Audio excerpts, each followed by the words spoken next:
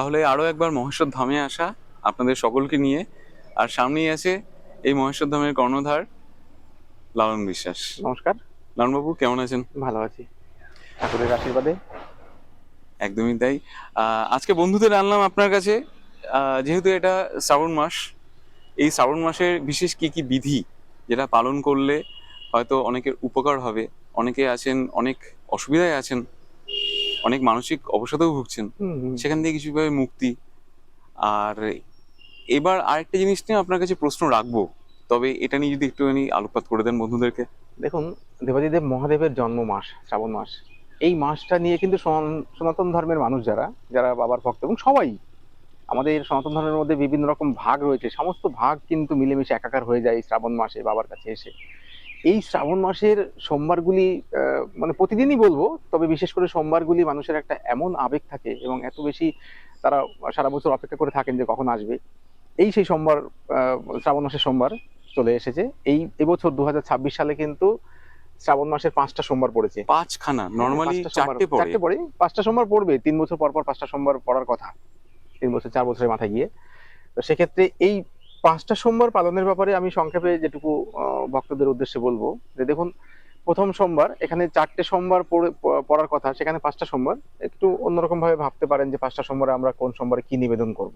একদমই তাই। তো আমরা বলবো যে প্রথম সোমবারে আপনারা দুধ দিয়ে বাবাকে স্নান করান, দ্বিতীয় সোমবারে দই দিয়ে, তৃতীয় সোমবারে ঘি দিয়ে, এবং চতুর্থ সোমবারে মধু দিয়ে, পঞ্চম সোমবারে কিন্তু ওই 4টে জিনিস একসঙ্গে মিশিয়ে, গঙ্গা জলের সঙ্গে মিশিয়ে পঞ্চম সোমবারে নিবেদন করুন বাবাকে। তাহলে প্রথম সোমবার দুগ্ধ, দধি, ঘৃত, মধু, এবং পঞ্চম সোমবারে ওই 4টে জিনিস মিশিয়ে গঙ্গা জলের সঙ্গে বাবার মাথায় অর্পণ করুন। সবার মঙ্গল হবে, ভালো হবে। এবং সোমবারে সোমবারে কিন্তু ডাল দান করার একটা প্রথা রয়েছে। ডাল? ডাল তো আমি বলবো যে মসুরি ডাল বাদ দিয়ে, 5 সোমবারে 5 রকমের ডাল আপনাদের ইচ্ছা মতো দান করবেন।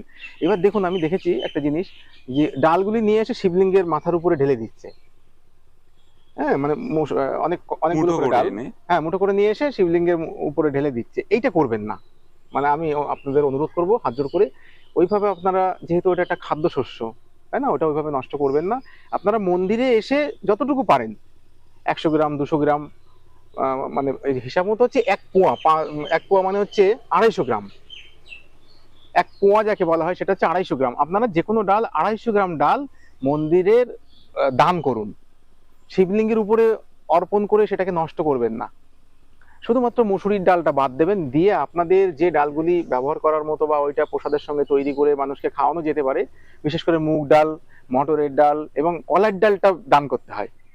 মাসকলার ডালটা দান করতে হয়, হ্যাঁ, বেশি করে। হ্যাঁ, এই জন্য 5টা সোমবারে আপনারা 5 রকম ডাল, মসুরির ডাল বাদ দিয়ে 250 গ্রামের করেই বলবো মিনিমাম, কমপক্ষে।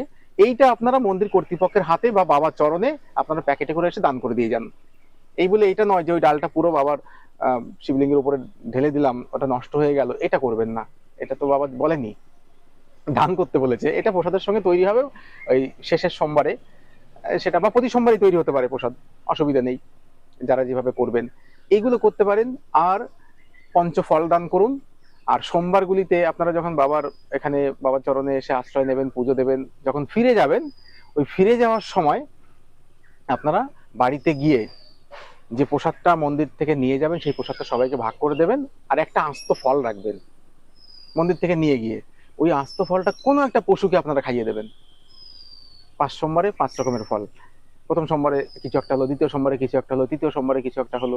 আপনার সুবিধা মতো যেটা পশুরা খাবে, যেটা আপনার সুবিধা হবে মানে খাওয়াতে, সেরকম ধরনের পশুকে খাইয়ে দিন।